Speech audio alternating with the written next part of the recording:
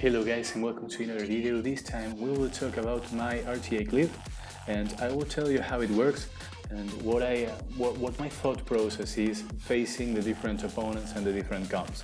First off, I want to start by telling you that there are mandatory monsters for this Cleave and mandatory nat 5s. Okay? For my guns, the mandatory nat 5s are Busted, Odin and Raki. Those are the only 3 mandatory nat 5s. One nat 5 that I have as a backup is Vanessa, but most of the time I will be facing Vanessa instead of using her. However, sometimes it may be used. Now, knowing that, I will show you a couple of fights, and well, this season I fought 20 fights, I won 14, lost 6, this is a very good win-loss record. However, as the fights go on, as the opponent gets tougher, this will not be my win-lose record. And this will absolutely not be the win-lose record by the end of season. As you can see guys, I am always on C2, but this Cleave will allow me to be between C1 and C3 I think. And maybe I will get thrown back down to Fire 3, but very high Fire 3. And well, I decided to build this Cleave because I got tired of the RNG teams with violent runes.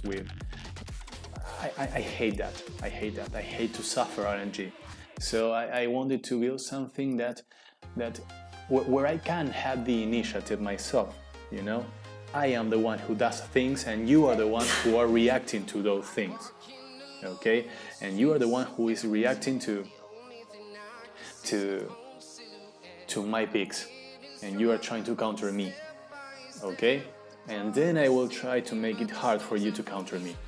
So, as you can see guys, in my last fight I used Garrow, Busted, Draco and Odin. And the fifth monster was Lucian, which is the one who got banned. Okay, Lucian is still very important in this Cleave. Now I will show you precisely my last fight. And this is very interesting because I made a mistake here. Okay, I made a very bad mistake because I was greedy, you know. In the first move I was greedy.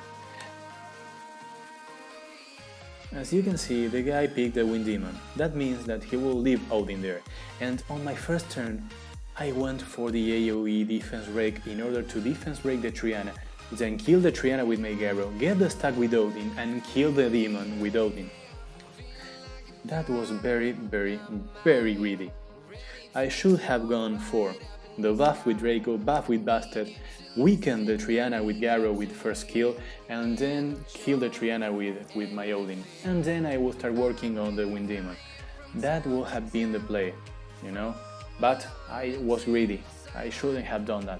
Even though that kind of play can work sometimes, I shouldn't have tried to do that. So I had to delay the things, and you know, then I ended up losing my Odin. However, once I kill that Harmonia, this match is done, because how are Bolberg and the Wind Demon going to kill a Garrow? So this guy was forced to ban my Lucian, because my Lucian will have destroyed 2 of his team monsters in turn 1 and he will have lost had he banned Garrow. Let's say he banned my Busted, for example. That will have given him more chances, because if my Draco didn't buff attack, my Lucian wouldn't have killed his monsters, and maybe I would have been able to kill the Triana and weaken the Wind Demon badly. However, I wouldn't have had a shield from Busted, because Busted wouldn't be there, and his Bolberg will have been able to reduce the health of my Lucian, for example, or my Odin, and then he will have healed instead of having to go through a shield, because you know that the shield is even though my Odin is particularly tanky, most likely when you go for Bolberg's kill on a damage dealer, a shield can take most of what you are going to take. So you will not be able to heal a lot, and you will be on low health, and then my turn will come, you know? And Okay, you have there a Harmonia, because I assume the Triana will be dead, and you have there a Harmonia, and well, you will heal with Harmonia, and you may tank more. However, he's faced against Garrow, and how is that team going to kill Garrow? They require to tune themselves one after the other and to prevent Garrow from taking a turn once they are trying to kill, or maybe proc a violent. It will be very hard for them to kill Garrow. It goes without saying killing the other monsters, you know, they will have to go for the other monsters first, for the other damage dealers, because you cannot leave the Lucian there because he will destroy your Wind Demon, and this is assuming that this Wind Demon was tanky enough to resist the amputation magic from my Lucian, who without the damage buff will do 6k per card or 6.5k per card. So that's about 20k against that demon. Does the demon have over 20k health?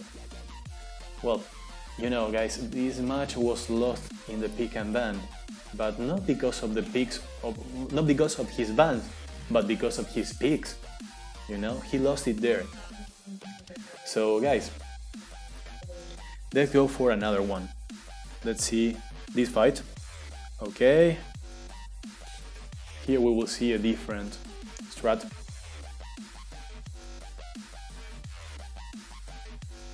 Here I go for first turn, so the first pick is always busted in this Cleave. And then I try to go for a neutral speed leader, because he has a neutral speed leader and he has what most likely is a tanky monster, a fast monster in the Beast Rider. However, then he goes for 2 death prevention mechanics, so I go for Raki, which becomes a mandatory ban for him. So now I am free to destroy him. You see? And here it would have been better if my Julie was faster than my Shemitah. However, that is so hard to be done, and I may have had to use the first kill of Shemitah to take the first life of that Beast Rider. However, if I did that, I wouldn't have been able to kill the Ciara, you know. So I think I played correctly here. Then when you get rid of the Perna and the Beast Rider is in very weakened state with a lot of debuffs, then he doesn't have much left to do, you know. And I was lucky that his bastard missed the sleep on my Shemitah. However, the next turn he's Perna procced and fixed that RNG and make it even, so he killed the Shemitah, so Shemitah was not a problem anymore. But had he slept the Shemitah, maybe the Perna go have bomb for my Julie, and you know Perna crits against Warrior all the time, so Perna go have crit on my Julie, and then he will have procced and he will have killed my Julie, and then the fight will be on his favor. Then it will actually be on his favor. And well, you know, that's RNG, and I know that for me to lose this fight, the RNG should have gone against me. So that shouldn't be an even RNG. Okay, now moving on. Let's go for another fight. Okay, this one is interesting and a different kind of pick.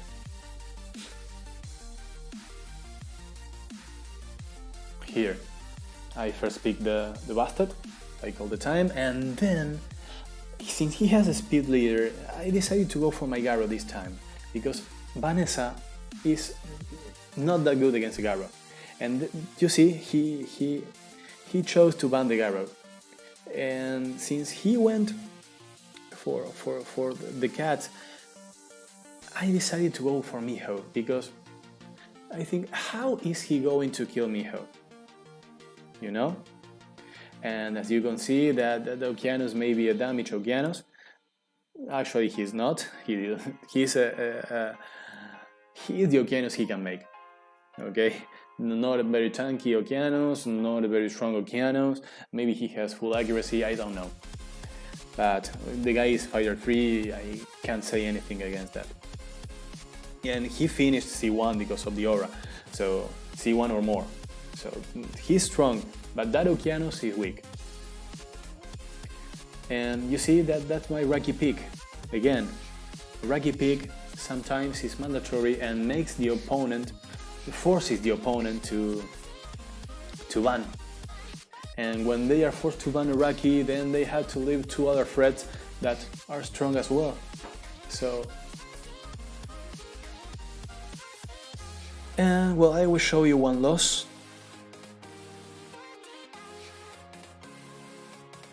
Before showing you the runes, because we learn a lot from our losses. I had a few losses that are completely based on RNG. This one wasn't. This guy won fair and square.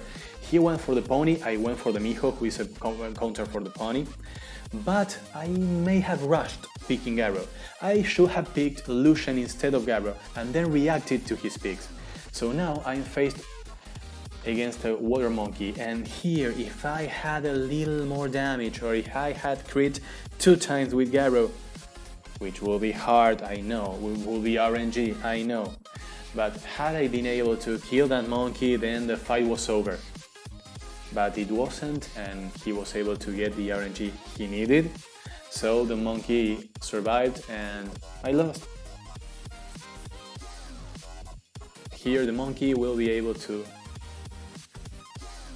monkey tends to stun, gets turns, then he gets his invincibility up. You know, it's very hard to deal with the monkey, and when the monkey doesn't have incredible runes and doesn't crit all the time, then he's able to kill Mihos. Now you will see how he does. Well, there is a sleep that could have not been a sleep, that could have been a crit, and, you know, the RNG. And well, then he misses 1 crit, kills my Miho, and that's GG. So in the pick and bans here, what I learned is that you have to think before picking Garrow right away. I thought Garrow was a great choice there, and maybe he was, but I think Lucian would have been a better choice there. Because I will have forced the opponent to go fire, or go something else, and then there will be no monkey, and if there's no monkey, there is nothing that can kill Miho, and if he has to ban Miho, then maybe he goes fire, I can choose to go, for example, Julie, or maybe I can choose to go with Raki, I don't know, something else, and well, you learn from your losses, you know? So, as a main thing, when you're playing this Cleave, you're not trying to win the fight in 15 seconds. You're trying to win the fight, period. It may take longer. And that is why your best runes possible should go to Garrow. Because Garrow is one of those monsters that will stay there up to the end.